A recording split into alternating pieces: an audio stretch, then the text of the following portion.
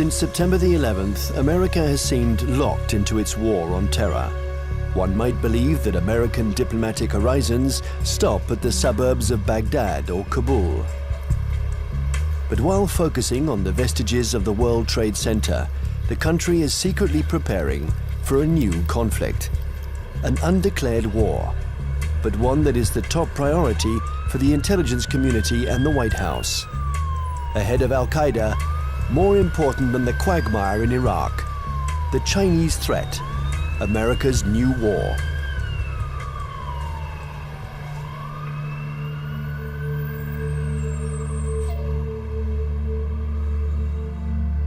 They have a term they call comprehensive national power, which is economic, political, military, all together, cultural. And they say this is the essence of China. This is the time for China to rise. Our time has come. This is the Tang Dynasty again. We are a great power. We are a world power. They are playing the old Sun Tzu game, winning the fight without firing a bullet, or that isn't what Sun Tzu said, but win the battle without losing men. That's the best way of winning. And I think they're very conscious of this, but they're willing to fight.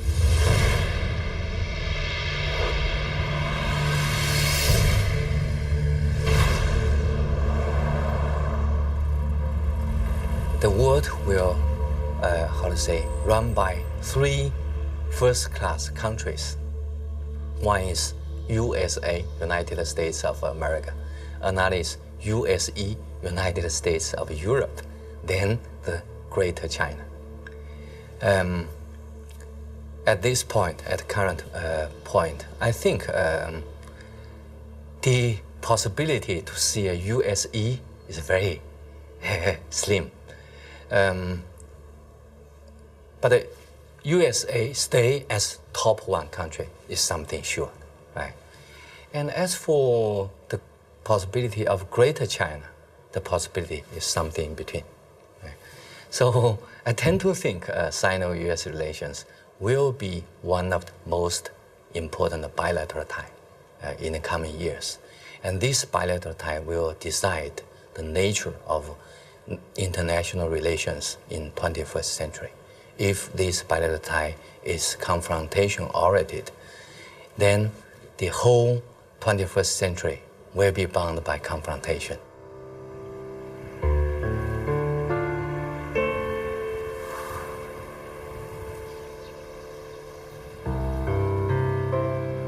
Kinmen Island, the actual frontier between the two giants, and where the ultimate confrontation may take place.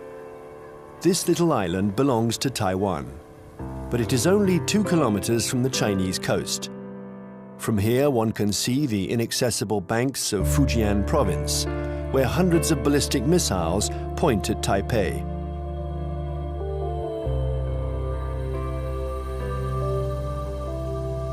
"24 hours a day for 60 years, Taiwan has been watching Communist China. This island, regularly threatened by Beijing, has been bombarded thousands of times. It has never surrendered. America has sent a message to Beijing.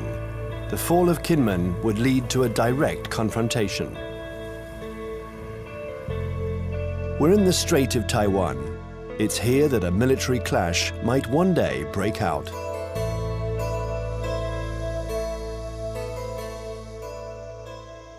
Taiwan is one of those emotional hot-button issues, the way Jerusalem is to Palestinians and Israelis, the way Kosovo was to the Albanians and Serbs. And for most mainland Chinese, Taiwan is rightfully a Chinese province.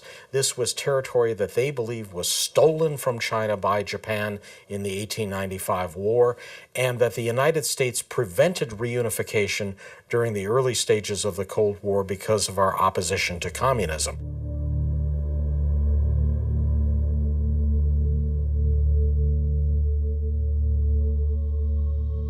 In 1996, here in the Straits of Taiwan, China and America engaged in their biggest military standoff.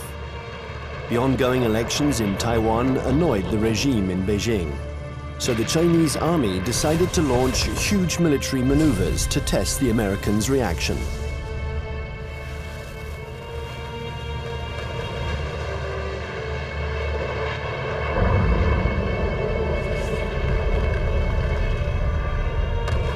After several days of this Chinese show of force, Washington deployed 2 aircraft carriers.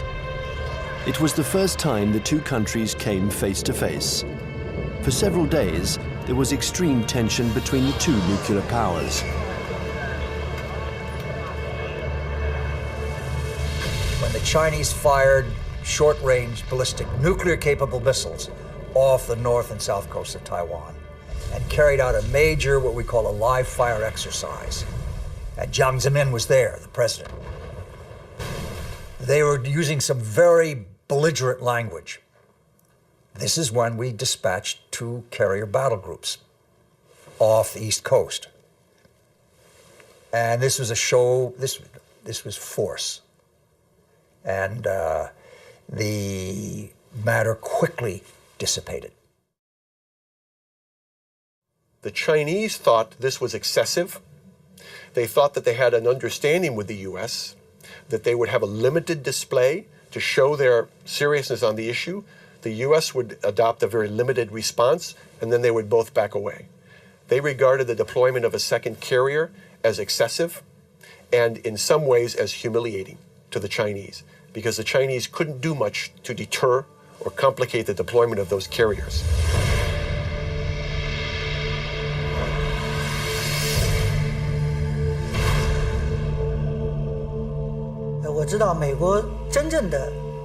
I know this story well, and I can tell you that the truth is very different from the American propaganda. I was there in 1996. The Americans had promised to send an aircraft carrier to Taiwan for Election Day to protect Taiwan. But actually, the only American ship near Taiwan was the electronic spy ship Bunker Hill. And it was more than 200 nautical miles away. And the first American aircraft carrier was 600 nautical miles from Taiwan. So the truth is that the Americans announced that they were coming, but they kept their distance. They wanted at all costs to avoid any incident, and they didn't dare approach our army.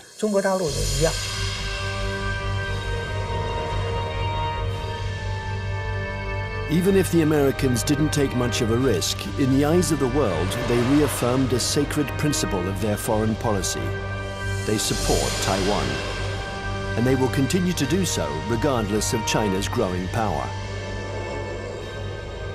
I think believes Taiwan is very important for a number of reasons, not to mention the fact that it's our 8th largest trading partner, our 6th largest market for agricultural goods. It's one of America's most important sources of high-tech semiconductor products. Even though they're imported to the United States via China, they're made in Taiwan. But that, of course, isn't the only thing. The real reason I think America has a commitment to Taiwan is because Taiwan is a democracy. It is, in fact, the most vibrant and dynamic democracy in East Asia.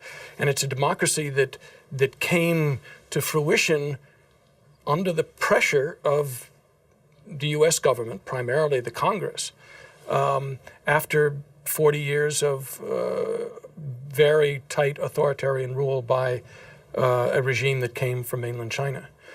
I think, however, the real reason that the United States, especially the Pentagon, is so concerned about Taiwan is that it has been a very strong defense and intelligence partner for the last 50 years, including the last 30 years since the breaking of relations with the Republic of China on Taiwan. We have still maintained a very strong defense relationship and a very strong intelligence collection relationship with Taiwan. I would say the United States is committed to Taiwan. This goes back historically a long, long way. World War II, we were there. And we were looking for a strong, unified, democratic China. Well, we got 2/3 of it. Strong and unified, not democratic. Now we're calling China a responsible stakeholder. We've got half of it. We've got a stakeholder, but not a responsible one yet. The U.S. feels that we have an obligation, legal, moral, to Taiwan, that we cannot stand idly by and let this be taken over by what looks like an authoritarian, communist-influenced power. This cannot be.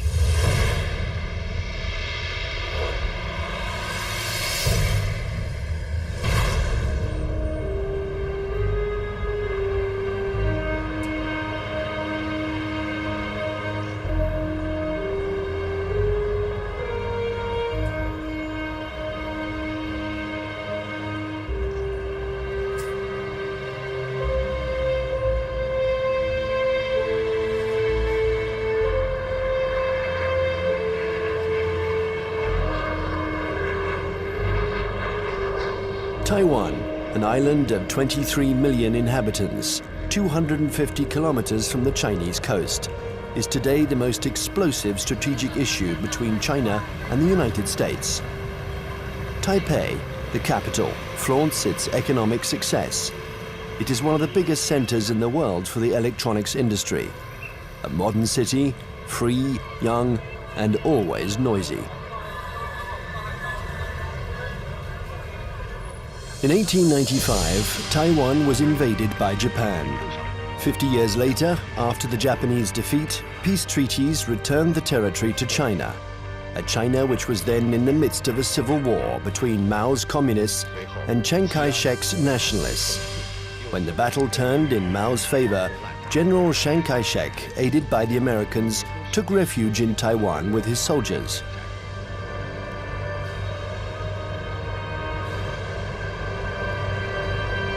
Since then, two Chinese governments have coexisted. In Beijing, the communist regime that controls the entire mainland.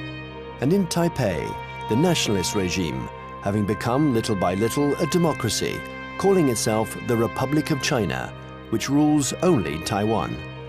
Officially, these two governments both claim to be the legitimate representatives of all the Chinese. Taiwan is not recognized as a state by the UN. Only 20 small countries maintain diplomatic relations with the island. A fragile independence, while Beijing still considers Taiwan as the 23rd province of the People's Republic, a rebel province that the regime intends to reunite with the motherland. I would say two major motivations. There are many others, but two major ones. The first one is national pride, unification of China. They are committed to this. This is a strong emotional drive in China. And you don't downplay it. It's real. It's powerful. The second is strategic. They know through history, if Taiwan is in unfriendly hands, that China is very badly affected. If you turn the globe around, and if you were the Navy commander of the Chinese armed forces, then you will see the only way to protect my coastline is to extend our defense and power projection capability far away from our territory. Why I need to do that? Because the economic center, financial center, education center, production center of today's China is all on the coastline. So the Navy's mission is to make sure that nobody touched this so I can continue to grow. To go out, you have a big stone right there. You can go other places, but there is a stopper, a stone blocking your way, and that's Taiwan. Now, Taiwan depends on the outcome of elections that could change its executive power and stock market risks that can endanger its economy. Beijing, nevertheless, has understood that whatever the mood on the island, especially when it is favorable to political reconciliation, the strategy must never change. Imperturbable, the communist regime continues. On one hand, to offer Taiwan favorable business privileges on the mainland. On the other hand, it regularly reiterates its military threats. If the Taiwanese are too insistent about their desire for independence, they're going to have to fight for it. Whatever Taiwan's political tendencies, Beijing's position doesn't change one iota.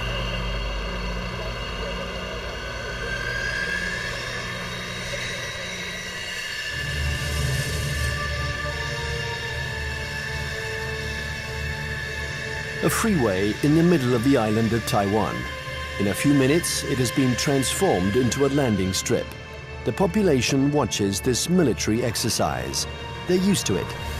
French Mirage 2000 and American F-16 jets land and take off with an enormous roar.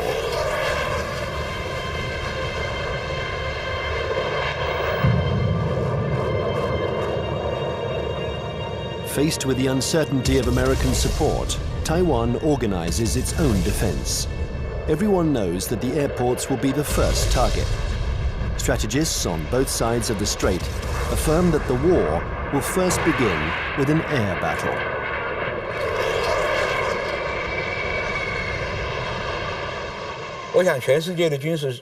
I think that experts the world over know that it's very difficult to succeed with an invasion. We still remember Normandy. In a strait like ours, it's what's in the air that will make the difference. And we've always tried to keep a strategic advantage over China, our air superiority. But with the Chinese missiles, this equilibrium has been put into question.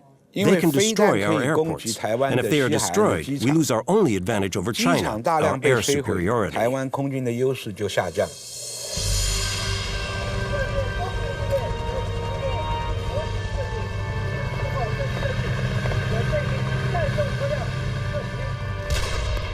Taiwan's military power is concentrated in its air force, but also in special ground forces.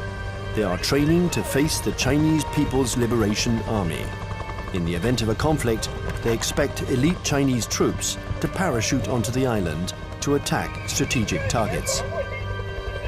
Every Taiwanese people here knows that when the war comes, Taiwan is going to take the first bullet. We are going to take the first bullet, and probably we're going to take the bullets continue for about 2 weeks until a month, until that the United States coming. And there's no way that U.S. will come here to fight a difficult fight. If they really want to get involved, it's better for them that to wait when the Taiwanese people, we are wearing down the Chinese elite troops and give them the huge number of the sacrifice. And then the U.S. can come in and clean out the battlefield and win an easy fight. Everybody in Taiwan knows that.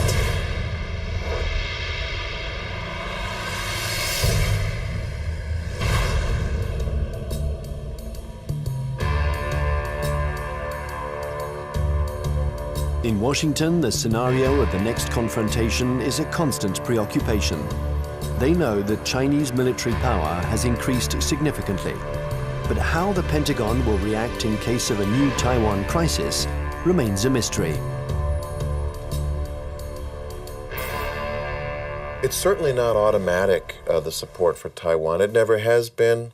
The United States has always maintained a policy of so-called strategic ambiguity, in which neither Beijing nor Taiwan can know clearly what the U.S. response might be under any given set of circumstances.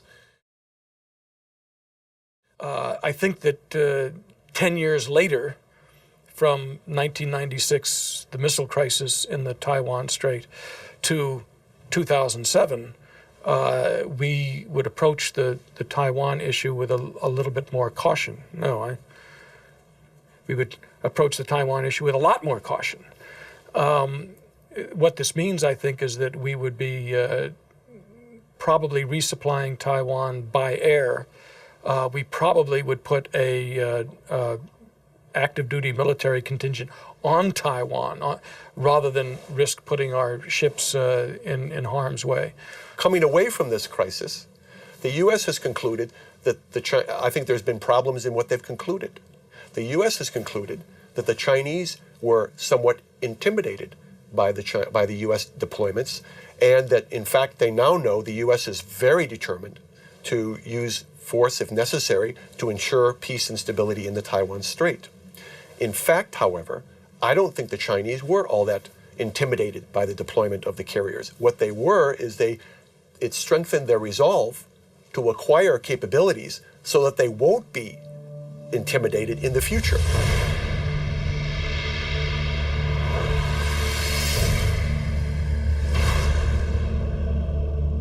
Since the 1996 confrontation between China and the United States around the Taiwan issue, I think China's military modernization speed up. And people saw some achievements, right? Now China owns J-10. That's the typical third generation fighter. And that made China is the third country that can independently produce the third generation firefighter. I think that's a strong signal to the US side, what achievement on military modernization on PLA side. If China's own terminal objective is trying to so-called unify Taiwan by using force to take over, I think their military capability is good enough. But I don't see that, because they're increasing their military budget over the last decade, almost every year, 2 digits.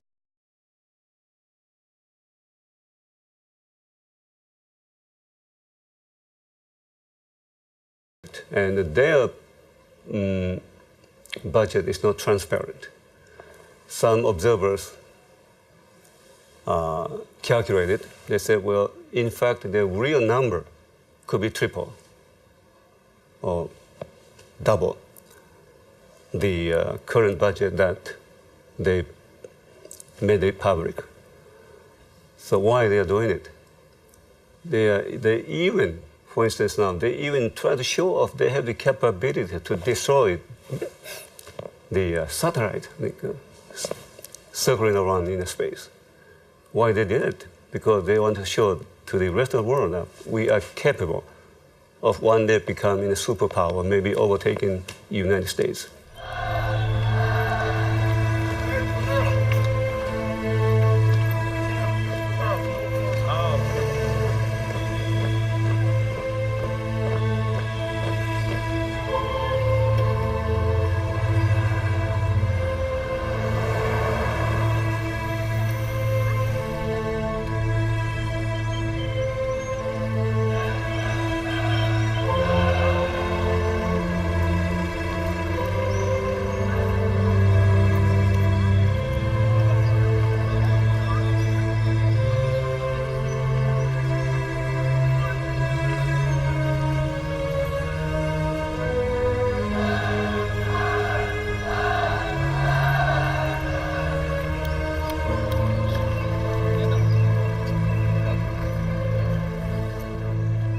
Frankly speaking, the status quo balance of power is still strongly in favor of the United States.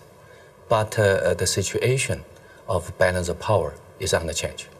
And I think time is on China's side.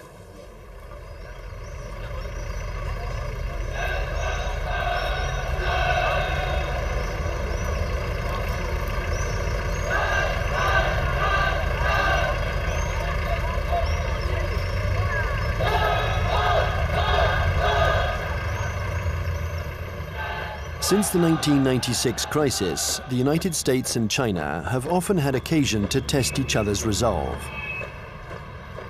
Small conflicts, sometimes public, sometimes secret, that can be understood today as a pattern of confrontations between the two powers. On May 7th, 1999, in the midst of the Kosovo War, NATO bombed the Chinese embassy in Belgrade. 3 Chinese people were killed. NATO claimed it was a military error. CIA had apparently furnished the wrong maps. In answer to this provocation, the Chinese organized mass demonstrations in front of American embassies.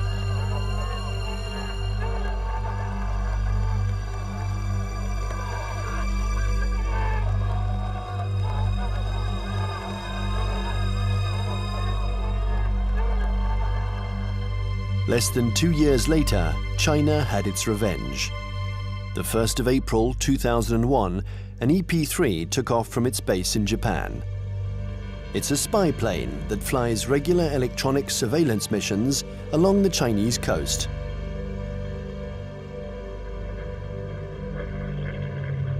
After 6 hours of flight, while still in international airspace, the American airplane was intercepted by 3 Chinese jets. This had been going on for some months. The Chinese planes came within a few meters of the American plane, a little game that the pilots were used to. One of the Chinese pilots was Ww3, and the crew of the EP-3 knew him well. He had already shown through his past interceptions of U.S. aircraft that he was willing to take some very serious risks in coming very, very close to U.S. aircraft. They knew him well. Smart Alec, hot dog we call him. He's in the thing and screw you, and Sam, he comes up like this. Well, he comes a little bit too close. And the Chinese, again, the propaganda apparatus turns on, and they say, our plane deliberately turned, hit his plane, and it crashed. Your fault. And we said to China, that defies the laws of physics. The U.S. government had already expressed its concern over this to the Chinese government. I think in this instance, he miscalculated, and he allowed his aircraft to get too close, and it struck the U.S. aircraft, and it damaged his aircraft in a way that forced him to crash.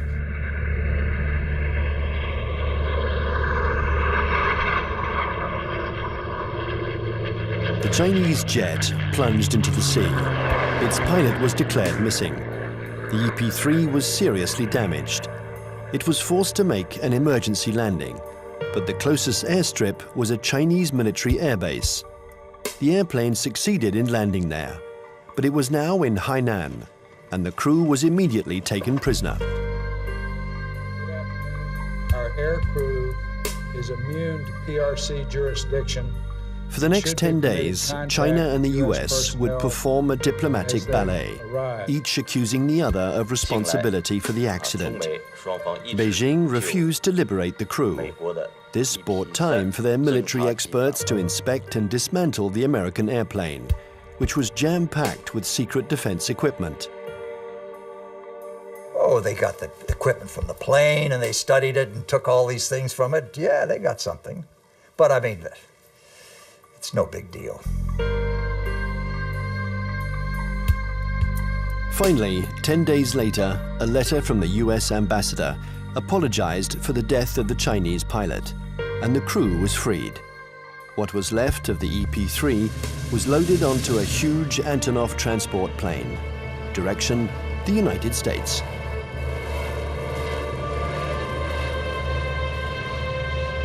The People's Liberation Army did the same thing after each small battle. They analyzed all American techniques and strategies. It was almost an obsession with Beijing.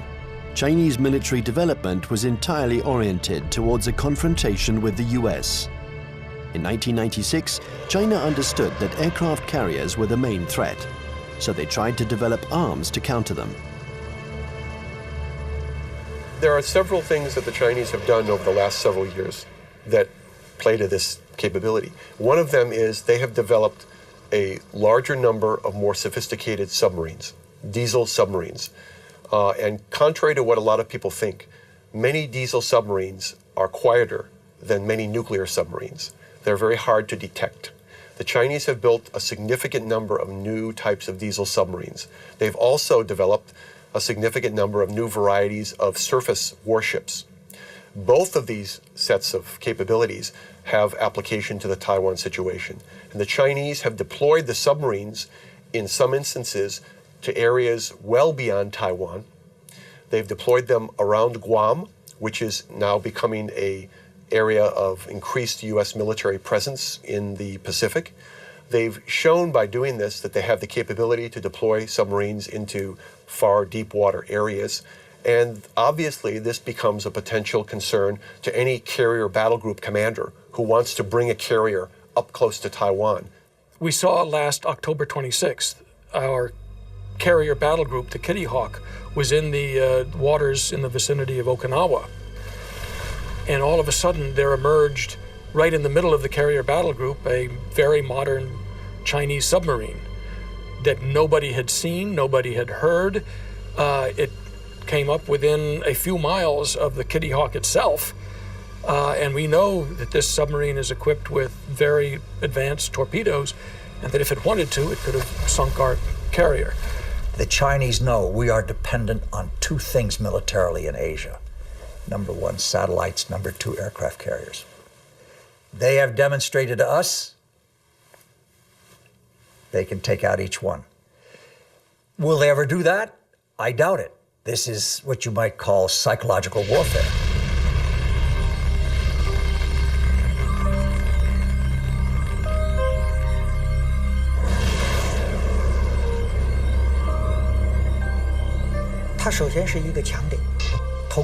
Satellites are an American strong point.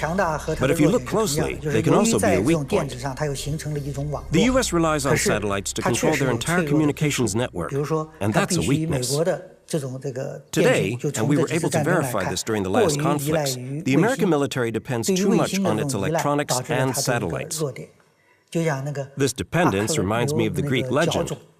The powerful Achilles, who was invulnerable, except for his heel. And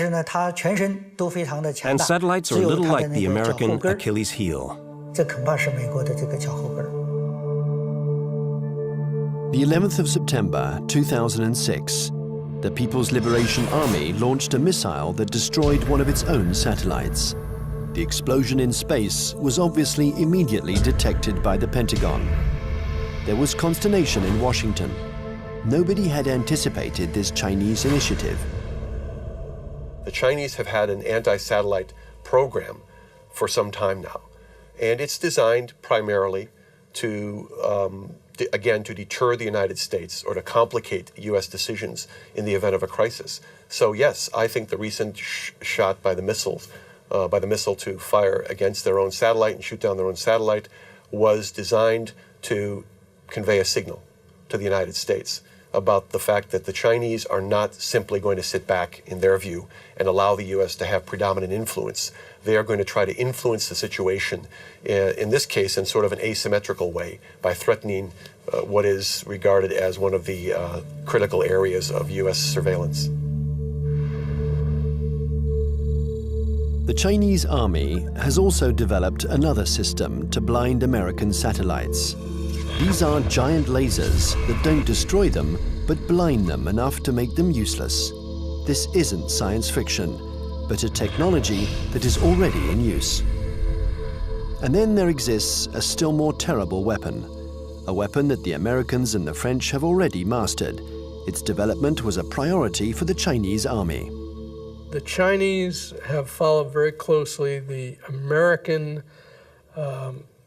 dependence on the electromagnetic spectrum, the use of communications and networking among satellites and ships and command systems to fight a war.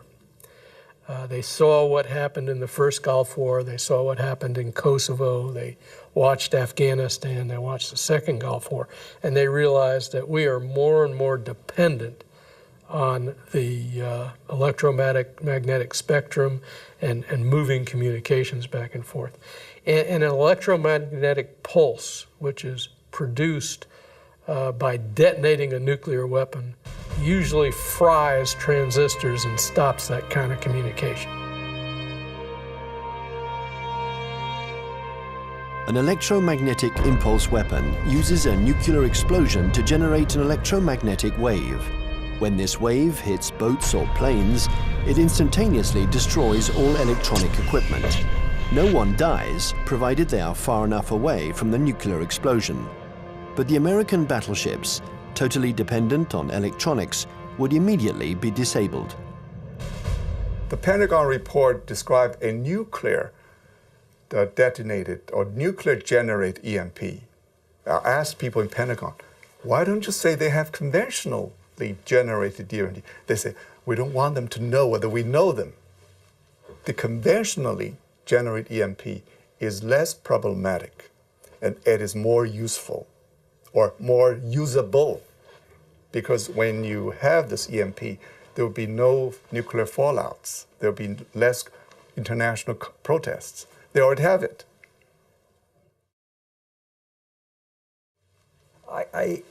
Yes, it is like shooting down the satellite, getting the submarine under the aircraft carrier, EP3 incident off Hainan. It is, look, we mean business. You pay attention to what we're doing. We're publishing the figures that our military budget is going up because we are creating a strong defense against you. China's developing power isn't only military. The regime has understood that it has to make use of every citizen, every business, every organization in its confrontation with the United States. An arms race wouldn't make sense against Washington. It's a war to control energy, the media, culture, and raw materials. And facing an America that overconsumes, that is deeply in debt, an America weakened by its own excesses, China counters with its best weapon, its breathtaking economic growth. The new threat isn't the classic military threat, direct confrontation between one country and another. Today, it's no longer guns against guns, airplane against airplane, or tank against tank. Confrontation takes many forms, in many different areas. For example, in finance or the media, there can be attacks in all these areas. The object of these new kinds of conflicts is the same as in a conventional military confrontation, forcing the enemy to accept certain conditions. It's still war, but war today goes beyond this military domain. It's what we call an unrestricted war. One has to learn to decode the battles in this new war. Sometimes they are small events that seem harmless at first. Thus, on February 27, 2007, the main American stock indexes plunged. Paris had just lost 3%. New York is in an uproar. The cause of this mini crash began with a tornado that originated on the other side of the world, in Shanghai. Suddenly, and with no apparent reason, the stock market there lost 9%, and it took the whole planet down with it. Nobody really understands what happened, but in New York, they pondered the lesson. China had just shown that it could use its new economic power to destabilize its adversaries, above all when they are weakened, like the United States, by the subprime crisis. Beijing uses economy in several ways. First, by influence. Well, in Southeast Asia, worldwide. They invest money when the leaders visit their capital. Then they sign some agreements. The second is what you said. They would only hint at something they might do. For instance, the now 1.2 trillion US dollars foreign reserve of China as of the end of March 2007, 40% of them are deposited in United States Treasury bills. So if Beijing decides to transfer that to euros, it will be very painful to the United States. But Beijing doesn't need to say. It only hints here and there. And Washington feels a big headache. Thus, China and America multiply their battlefields. There is the piracy of Hollywood DVDs, the recall of Chinese toys by American builders, the reception of the Dalai Lama in Washington, the buying up of oil companies by Beijing, hundreds of conflicts. China and America think that they have to dominate in order to survive. The U.S. consumed over 35% of the whole, global consumption, right? 8 times as their population percentage. So they enjoy this position as the only superpower. Then they can get extra resources. So there is a bipartisan support stance for U.S. foreign policy. They will remain as the only world leader in the world. And then they will keep alert against any country, no matter the name of this country, China, French, Russian, Germany, India, Brazil, any country that can threaten the U.S. dominance, that will be a problem.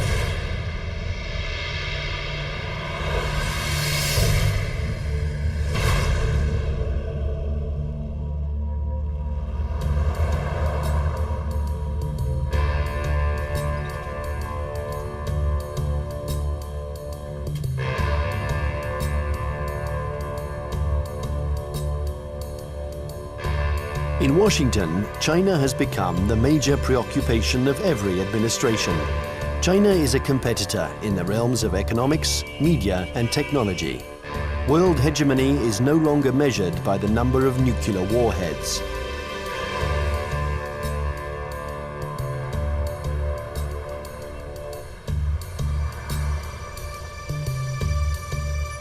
Congress has even created a permanent investigation commission, unique in its kind, whose mission is to study the economic and security challenges posed by China.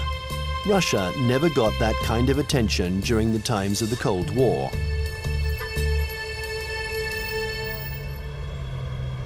There is a global plan from China. They have two. One was started in March 1986, called the 863 program, and one in March 1997 called the 973 program.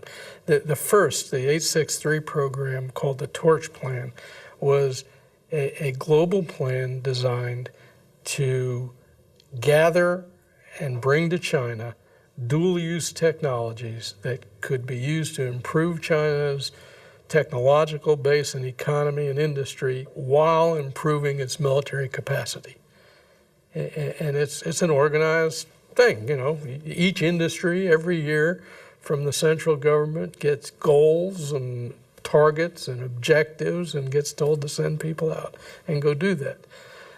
So it is organized, and it's not perfect, but it's organized. And the 973 plan is a parallel designed to improve their capacity in basic research and innovation. People in the States pay too much attention to China.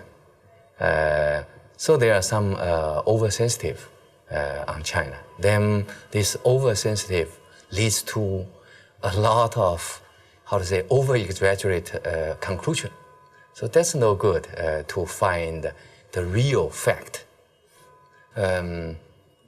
I think the real fact is that the economic power of China is still far ahead of, far lack of United States, not to mention military power.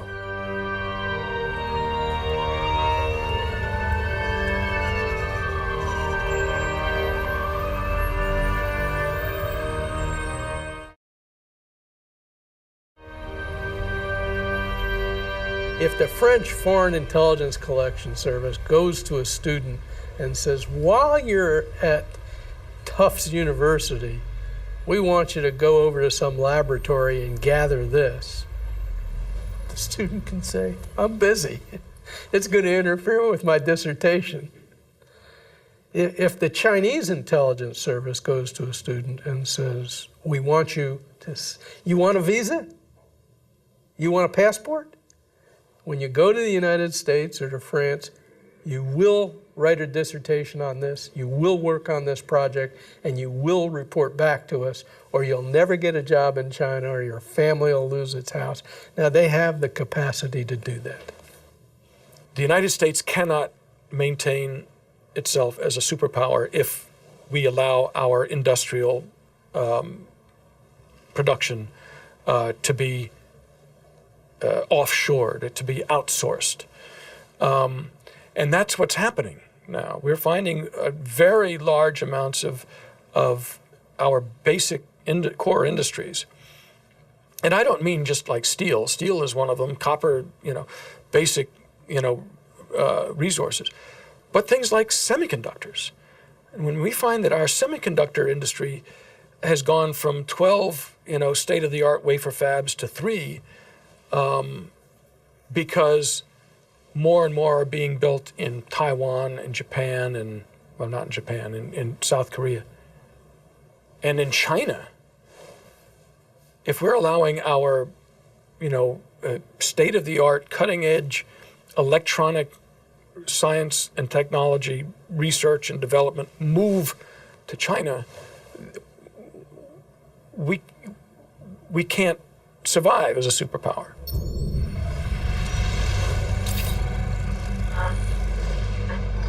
This technological war culminates in cyberspace. China and the US have armies which are developing cyber soldiers who spy on or attack each other's computer networks.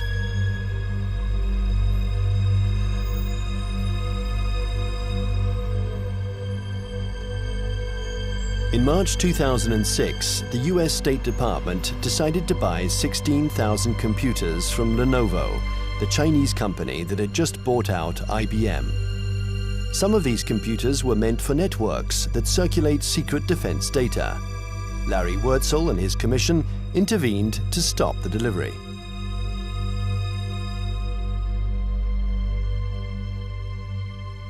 Having been an intelligence officer for a lot of years, 25 years in military intelligence, and having also for a part of that time worked on counterintelligence and signals intelligence, communications intelligence, that I knew it was technically possible to alter or embed either software or even hardware into a computer that would allow someone access to a whole network.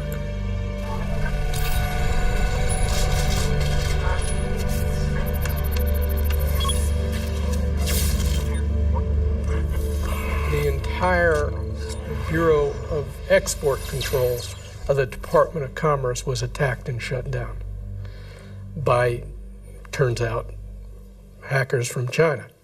The State Department itself lost a bureau and all its computers by hackers from China.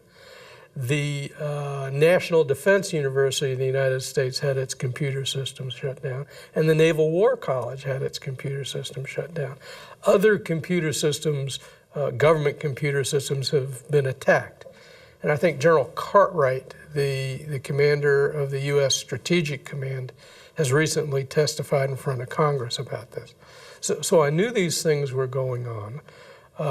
There's more going on that we learn about on the Commission because we do have access to classified information.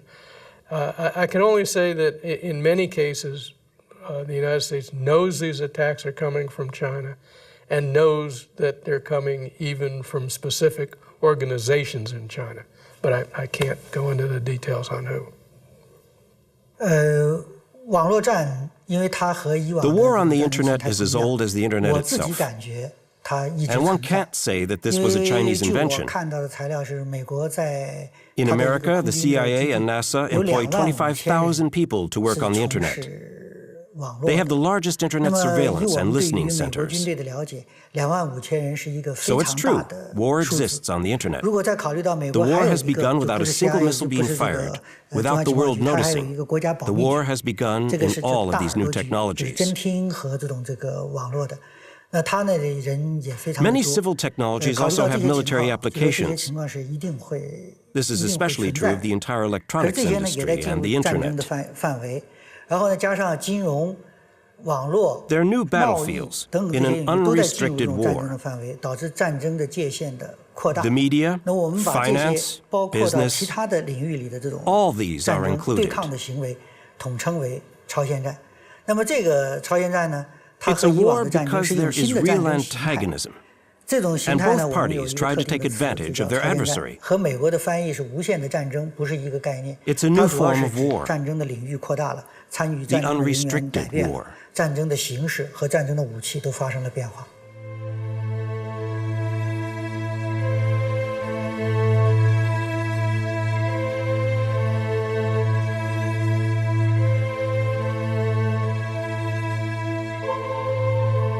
This unrestricted war has already begun. Almost everywhere in the world, there is a fight for oil, for water, for resources that are dwindling in the eyes of the West because of China's development. America uses its military might to assure its power and guarantee its vital supplies. China employs an asymmetrical strategy. It looks for its adversaries' weak points. Nevertheless, this war is apparent everywhere in the world. In North Korea, Myanmar, Iran, or Darfur, in all the hotspots, China and America are opposing each other in the wings.